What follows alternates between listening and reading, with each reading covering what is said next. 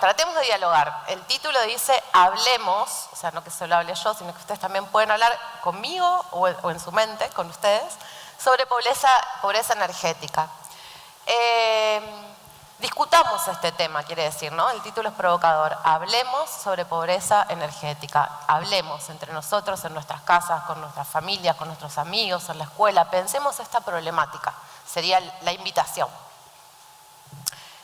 La energía, entonces, de nuevo, la invitación es entender la energía de una manera integral, ¿no? Atravesando cada una de las dimensiones de nuestra vida. No solo como una cuestión propia de los expertos en energía, no, como una cuestión que tiene que ver con que todos nosotros, nosotras, nosotres, necesitamos de energía permanentemente para casi todos nuestros actos cotidianos. Ahora vamos a ver. Y esto es histórico, o sea, tiene una evolución en la historia, que efectivamente tiene un momento, que seguro van a hablar después más con Pablo, ligado a lo que se conoce como la Revolución Industrial, la habrán visto en la escuela, pero que a partir de 1850 la población creció en un porcentaje y el consumo de energía de esa misma población mundial creció muchísimo más, creció exponencialmente. ¿Qué quiere decir esto? Que no está ligado solamente a que seamos más personas en el mundo, en la historia, ¿no? Quiere decir que está ligado a que somos más personas, pero al mismo tiempo que en nuestras vidas modernas consumimos mucho más de lo que se consumía en otro momento.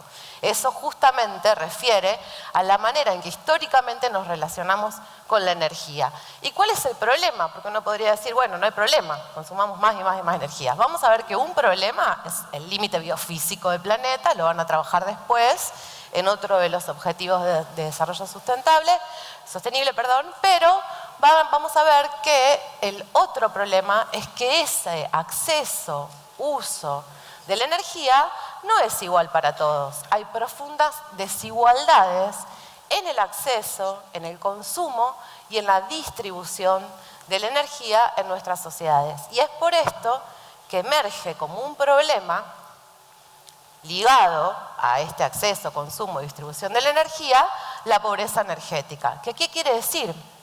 Quiere decir, podríamos definirla, digamos, como la imposibilidad que tiene un hogar, una familia, o como sea que se constituya ese hogar, ese núcleo de hogar, la imposibilidad que tiene de acceder, escuchen, a los recursos energéticos para satisfacer las necesidades fundamentales para la vida digna.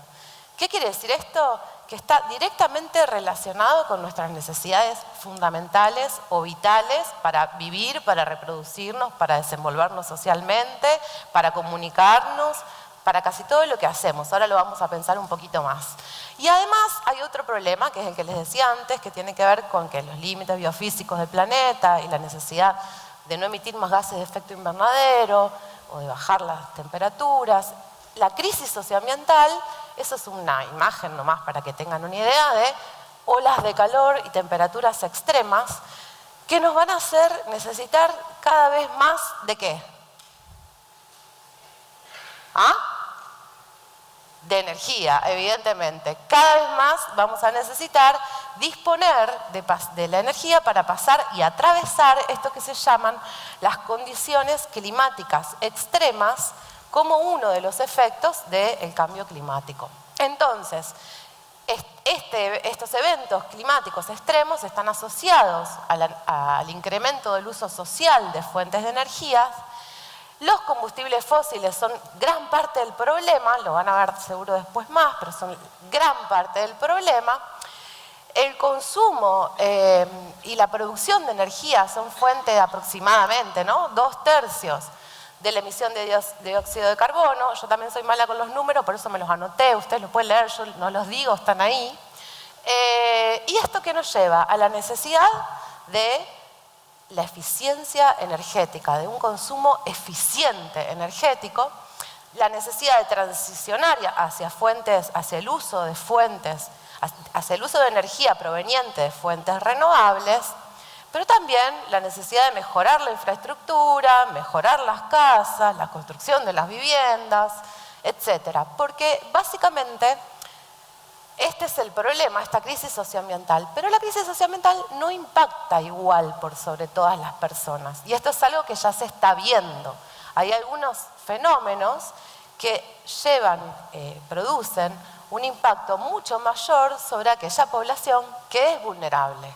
Población que está en la pobreza, población que ya es vulnerable por las diferencias sociales, socioocupacionales, sociolaborales, de raza, de género en nuestro país. ¿Y esto qué quiere decir? Que efectivamente la ONU, por ejemplo, la Organización Mundial de la Salud, la organización, entre otros organismos, digamos, reconocen uno de los problemas, que es cómo se utilizan en los hogares pobres, en los hogares vulnerables, cómo se utiliza la energía, pudiendo ser causante de millones de muertes por el uso de energía que no proviene de fuentes limpias, se le llama, y que genera contaminación doméstica en el aire, ¿no? Esto es uno de los grandes problemas. Incluso ha sido detectado, de acuerdo a los organismos que les estoy mencionando, que mayormente son niñas, niños o mujeres, porque son quienes viven más tiempo dentro de ese hogar utilizando fuentes contaminantes de energía, ¿no? Y estos problemas, los fallecimientos, pero también las enfermedades respiratorias, son uno de los problemas sociales vinculados al problema de la pobreza energética. Todo este problema de la crisis socioambiental, del impacto diferencial, de las diferencias sociales, de la necesidad del acceso a la energía, ha sido detectado por ya los conocimos, los venimos charlando todo el día de hoy, los 17 ODS, ¿no es cierto? Yo me voy a situar en el objetivo número 7, pero es muy importante que entendamos que cuando la ONU plantea estos 17 objetivos, está planteando que ninguno puede ser garantizado por sí mismo, ¿sí? Tienen una profunda interrelación estos 17 objetivos. ¿Qué quiere decir esto? Que para garantizar el acceso equitativo a la energía, tengo que garantizar el hambre cero, ¿no es cierto? Que tengo que poder relacionar los objetivos de los cuales hoy estamos trabajando, 5 de ellos, todos entre sí para un efectivo tratamiento hacia sociedades más justas. En la Agenda de 2030 se plantea una fuerte inversión para América Latina en fuentes renovables. Además del ODS, que es garantizar el acceso a una energía asequible, segura, sostenible y moderna para todos, Argentina suscribe a diferentes tratados y documentos en donde lo importante es que empieza a plantearse la relación con la calidad de vida, la energía y el agua como indispensables para la calidad de vida, para una vida digna y también la importancia de una vivienda digna, ¿no? Todo esto vayan entendiéndolo en el marco del problema de la pobreza energética. Si hubiera que pensar en términos de números, acá hay una serie de números. 1.200 millones de personas no tienen acceso a la electricidad. En América Latina, la ONU estima 26 millones de personas.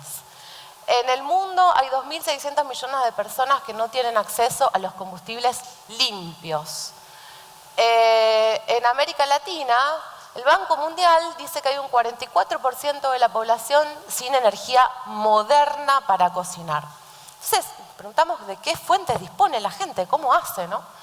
En México, por ejemplo, el 43% de los hogares tienen pobreza energética. En Argentina, más del 90% se encuentran conectadas al tendido eléctrico y esto tiene que ver con que Argentina es profundamente urbana en su composición, digamos. A diferencia de otros países que tienen regiones más rurales, donde a lo mejor el tendido eléctrico no ha llegado, digamos, Argentina presenta altos índices en esto. Hay países en América Latina que tienen mucho más suministro de fuentes provenientes, por ejemplo, de la leña o del carbón, ¿no? Que en el caso de Argentina.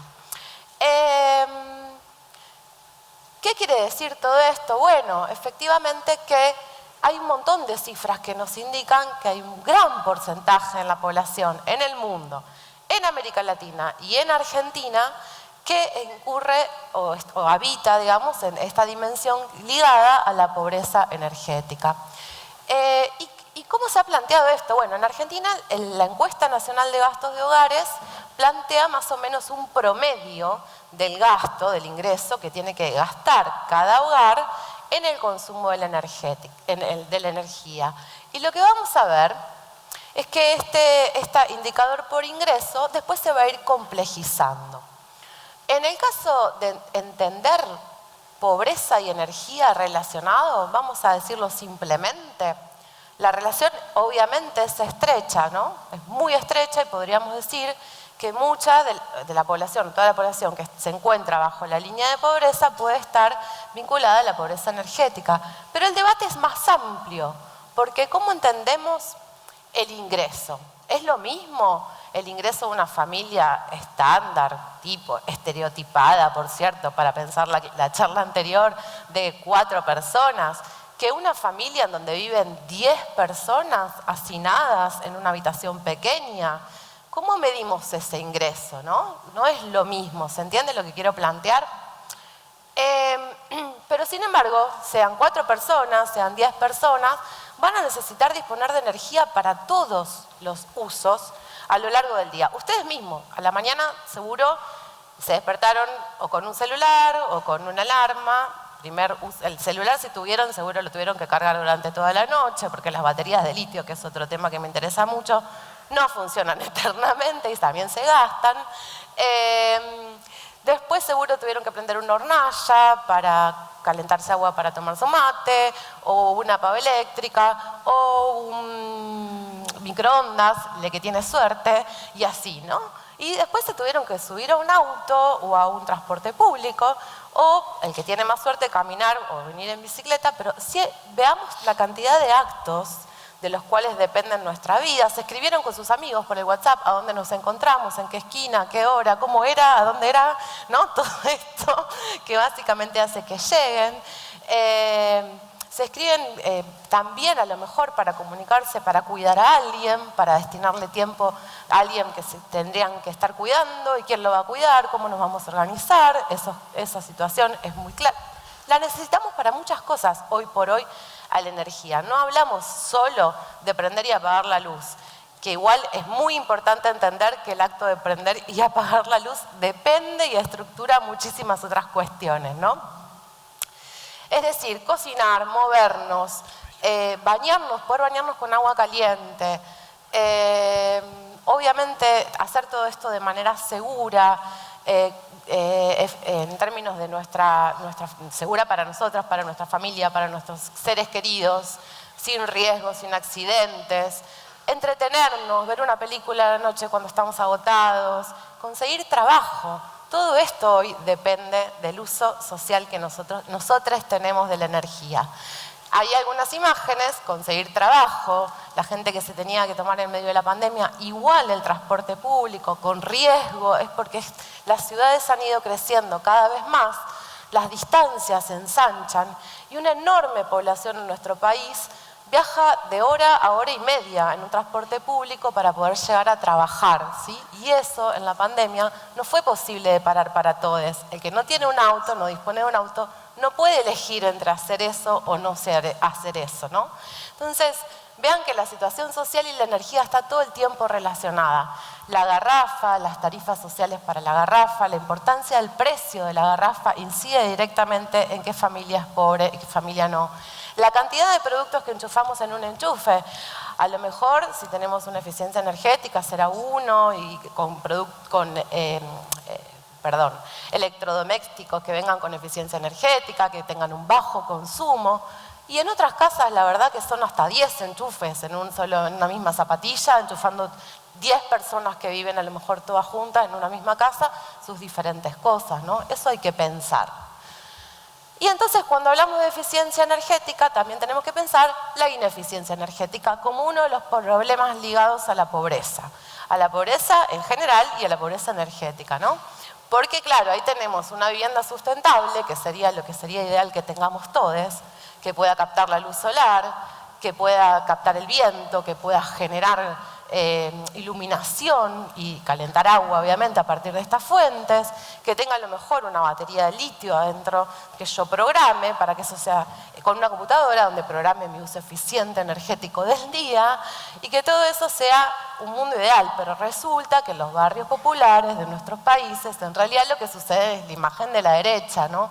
Eso es un tendido eléctrico de un barrio popular de Buenos Aires, pero no hace falta irse a una villa o un barrio popular para ver esa cantidad de cables, sino que las grandes ciudades, cuando uno levanta la vista, se encuentra en cualquier esquina del centro mismo o avenida. Yo hace poco tuve la suerte de estar en el DF y hay esos colectivitos de turismo, ¿no? Y bueno, me subí a recorrer el DF y el guía me hacía bajar cada 2 por 3 porque realmente se venía una cosa de cables por arriba, porque el DF, Ciudad de México, es un monstruo urbano. La cantidad de cables que te pasan por el techo te da miedo. Me terminé bajando al piso abajo después de un rato de sacar fotos, obviamente. Pero entonces, ¿cómo se mide la pobreza energética? Bueno, acá hay un problema. La pobreza energética a lo largo de la historia se midió de diferentes formas. Cuando se empieza a pensar en esta idea, es en los años 80, muy ligada a la famosa crisis del petróleo en 1973, suben los precios y esto empieza a ser un problema. Pero esto va a ir cambiando a lo largo del tiempo. El mayor indicador tradicional es este que yo les decía por ingreso, ¿no? Cuando una familia destina más, y eso está bueno que lo pensemos y hagamos cuentas, ¿no? Del 10% del ingreso total de ese hogar en diversos consumos energéticos, no solo pagar factura, comprar garrafa o pagar gas, sino también tomarse el colectivo, ¿no? Hay que pensar el consumo energético en general. Cuando gasta más del 10% se considera que esa familia tiene pobreza energética. Pero al mismo tiempo hay otros indicadores, que es por acceso. Cuando no tengo acceso a fuentes modernas y quemo leña, quemo carbón, cuando quemo querosén, ¿no? en estufas de querosén, por ejemplo, cuando no tengo electrificación, tendido público en la zona donde vivo, no llegó la electrificación, cuando donde vivo hay una permanente presencia de cortes. Piensen, por ejemplo, en zonas lejanas, donde a lo mejor zonas rurales, digamos, que no hay un suministro sostenido de la energía, ¿no? Y entonces lo que puedo hacer está directamente relacionado al tiempo que dispongo de la energía y cuando no puedo hacer algunas cosas, claramente. Entonces, y hay otro indicador que es el que considera que hay una canasta básica que sería una canasta básica de la energía. Vieron que está la canasta básica de los alimentos, que es la que define el límite de pobreza o indigencia en una sociedad, a la que habría que sumarle una canasta básica de energía para efectivamente medir cuando un hogar, una familia, un grupo, un núcleo puede reproducir sus vidas en las condiciones de la vida como la entendemos hoy. Y esta canasta pone un número, ¿no? Socialmente construido. ¿Y cómo se ha medido en Argentina? Bueno, tradicionalmente por medio de encuestas. Las encuestas, algunas miden cuestiones interesantes como asociar, por ejemplo, el nivel educativo de un grupo familiar y llegan a darse cuenta de que los hogares con un nivel educativo bajo coinciden con un mayor gasto en energía, o sea, coinciden con hogares vulnerables, ¿no? Es manera de entender también pobreza energética en términos sociales. Y otras encuestas miden o preguntan más allá del ingreso la calidad de la energía de la que dispone ese hogar. Otras encuestas preguntan sobre las condiciones de la casa, piensan en el censo, de qué material está hecho el techo, cómo tengo hechas las paredes, porque efectivamente mucha de la gente que en nuestros países compone la población de pobreza, que según datos del INDEC son más del 30%, tiene condiciones de edilicias habitacionales que no son las eficientes para un uso eficiente de la energía, ¿no? O sea, no son paredes de ladrillo, no es un techo con cobertura, no son ventanas que tengan aislación térmica, ¿no? Y estas son las realidades sociales en las que se inscriben también los malos usos de la energía, no porque la gente lo elija, sino porque no están las condiciones económicas, porque son sociedades que tienen profundos números de pobreza energética. Y para plantearles nomás esto es un gráfico que puse para que entiendan cuánto sí se liga la pobreza energética a los ingresos, porque es un gráfico que viene a dar cuenta de que los periodos en los que hay algún tipo de subsidio, alguna política pública centrada en reducir lo que las familias pobres gastan en energía, sea gas, sea electricidad, etc., eso impacta directamente en bajar el número de pobres energéticos en nuestro país. Y estos son los indicadores centrales. ¿Cómo componemos indicadores más? La primera pregunta era cómo se midió en Argentina, cómo se mide, y esto es cómo se compone, ¿no? Bueno, son indicadores que son de acceso, claro. Tenemos que saber si la familia tiene acceso a electricidad, el acceso al agua caliente, pero también son indicadores de calidad. ¿Qué tipo de acceso tengo? ¿Con qué se calefacciona esa familia? ¿Cuál es la calidad de esas viviendas, de esos artefactos electrodomésticos que utiliza? Y también la cuestión de la equidad, que se liga directamente, ahora sí ya, a una cuestión ligada al ingreso. Pero que lo puedo medir como el porcentaje que una familia gasta para pagar la energía, o puedo pensar otras cuestiones. Como por ejemplo, si una familia gasta menos del 10% de sus ingresos en la tarifa de la energía, en sus diversas formas. Pero, o sea, eléctrica, gas, transporte, pero, nafta me refiero. Pero, sin embargo, lo que sucede es que para poder pagar eso, después no le alcanza para pagar el alquiler, para pagar el alimento, y no le puede comprar los libros de la escuela de los hijos, el guardapolvo, la zapatilla, aunque no gaste más del 10%. La pregunta es, ¿consideramos o no consideramos esa familia pobre energéticamente? Porque a lo mejor puede llegar a pagar toda la energía que necesita, pero a costa de definir no pagar cuestiones fundamentales de la vida de esos niños o esas personas que habitan ahí. ¿Se entiende la dificultad de cómo medir la pobreza energética?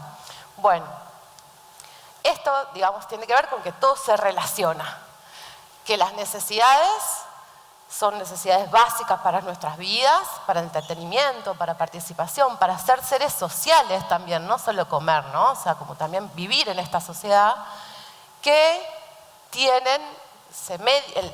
necesito para poder resolver esas necesidades satisfactorias y que lo tengo que pagar con medios económicos. Pero también al mismo tiempo que hay otras formas en que se resuelven las cosas, muy ligadas, y que por eso hay que entender de una manera bien compleja la pobreza energética y no solo ligada a cuánto ingreso económico tiene una familia o cuánto porcentaje de ese ingreso gasta en la tarifa, y no solo leerlo a partir de tarifas, sino también cuáles son las estrategias de supervivencia que muchas veces terminan siendo socialmente construida para poder disponer de esta energía. Voy a poner un ejemplo que se liga mucho a la charla de Irene previa a mí, que tiene que ver con muchos hogares, muchos hogares, no consumen tanta energía porque no pueden pagarla, y lo que muchas veces hacen las mujeres es irse a cocinar a comederos populares, a sitios del barrio, a vecinales, para entregar el alimento a los sectores pobres, indigentes, que efectivamente van a comer ahí, y también llevarse el alimento a su casa para haberse ahorrado el consumo de la garrafa. Estos son estrategias, maneras, que generalmente dan resultados en muchas investigaciones sobre pobreza en Argentina y sobre pobreza energética en Argentina. Dan cuenta de un fenómeno que se llama feminización de la pobreza también, porque son muchas mujeres las que dedican doble, triple tiempo en hacer estas estrategias de la vida para poder abaratar los costos de vivir en una sociedad en donde realmente lo que sucede, y con esto termino, es que efectivamente en los últimos años, y donde sí se liga muy claramente la pobreza con la pobreza energética, en los últimos años la inflación, la depreciación de los salarios, la pérdida del poder adquisitivo, que es lo que se le llama, lo que tenemos en el bolsillo para poder comprar lo que necesitamos para vivir mes a mes, esa pérdida de poder adquisitivo sí ha impactado muy fuerte en el costo que redunda todo el consumo energético de nuestras vidas, porque son precios que están dolarizados, digamos. Entonces ahí tenemos un problema en donde efectivamente, si el INDEC plantea que hay 37% de pobreza en Argentina, el problema de la pobreza, que es histórico y es estructural, cada vez se va a ligar más con el problema de la energía, y la energía va a ser cada vez más importante en nuestras vidas.